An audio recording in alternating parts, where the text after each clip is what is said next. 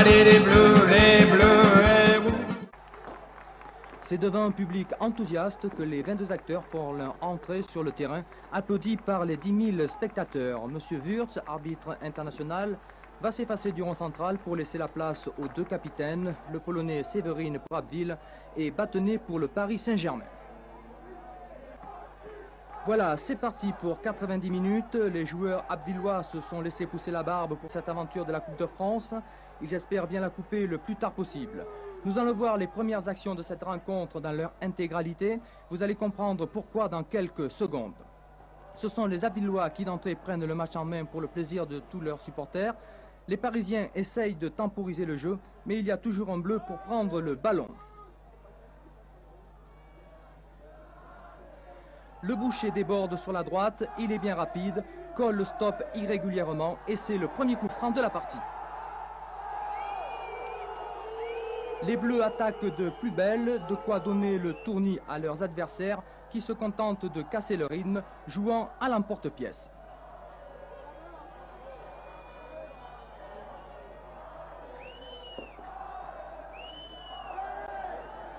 Le match est commencé depuis 100 secondes seulement. Dégagement des Blancs dans les pieds de Bas, longue ouverture pour le Boucher qui, à la limite du hors-jeu, met dans le vent Battenet et Baconnier et inscrit l'unique but de la partie. Mais quel but! Baratelli en reste pantois. Nous revoyons ce but. 1-0 pour Abbeville, le public exulte.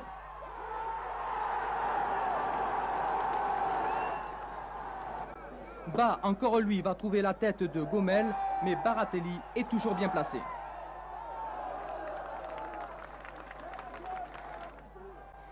Nouvelle attaque des Abvillois qui font bien circuler le ballon, mais vous allez voir, ça va passer au-dessus.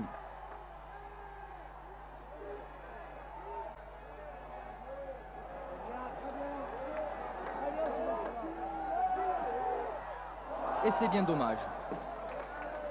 Sur ce coup franc tiré par Daleb, Pilorget manque de peu l'égalisation. Ce sera une des rares actions dangereuses du Paris Saint-Germain. Toko ne fera pas son festival habituel. Il est bien muselé par Labarthe et n'obtient qu'un corner.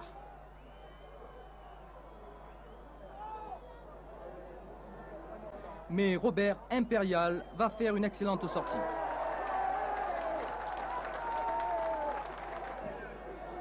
C'est parti pour la seconde mi-temps. Les Blancs engagent, partent sur un rythme de croisière, mais ce sont de nouveau les Bleus qui passent la vitesse supérieure.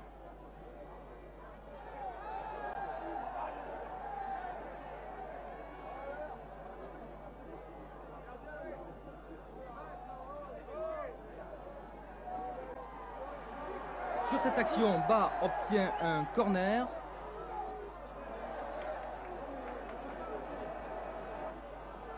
Regardez bien la tête de Schall. Baratelli sort le ballon du bout des doigts. Il s'en est fallu de peu. C'est la panique dans la défense parisienne qui commet des fautes et Abbeville obtient un coup franc. Un coup franc qui ne donnera.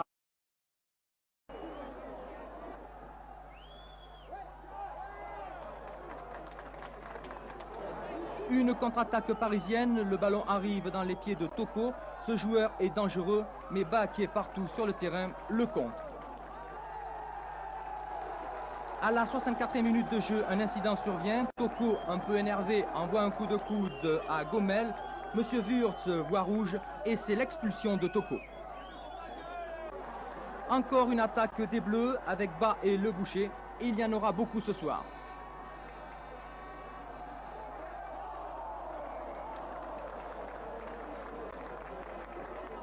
Nous sommes à 9 minutes de la fin de la rencontre. Mouchon lance Bas qui trouve la tête de Schall et de nouveau Baratelli évite le 2-0 fatidique. À 2 minutes du coup de sifflet final, Gomel qui est monté loupe de peu les buts. Il s'en faut d'un cheveu. Regardez, c'est bien dommage aussi.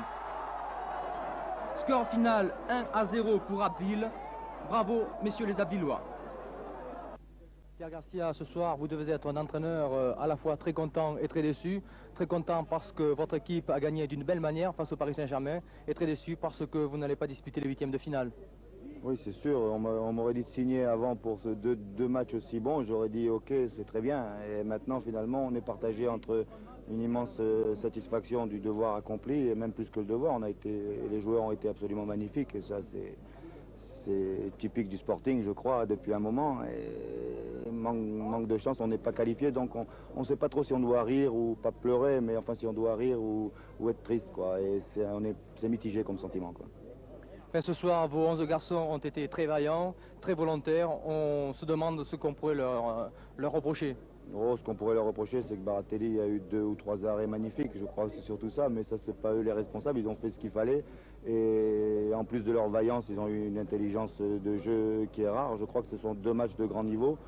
Quand je dis de grand niveau, ce sont 2 matchs de première division qui ont été livrés par le Sporting, et ça, c'est très bien. Bon, 2 matchs comme ça vaut le travail d'une saison entière, et j'espère qu'on en tirera les leçons pour l'avenir en championnat, et qu'on aura davantage de classe à l'avenir dans nos matchs futurs.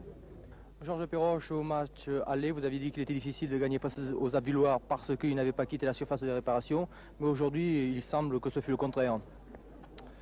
Ah, il est certain que Abbeville nous a posé beaucoup de problèmes aujourd'hui, et si c'était eux qui étaient qualifiés ce soir, on ne pourrait pas dire que ça aurait été une catastrophe, une surprise.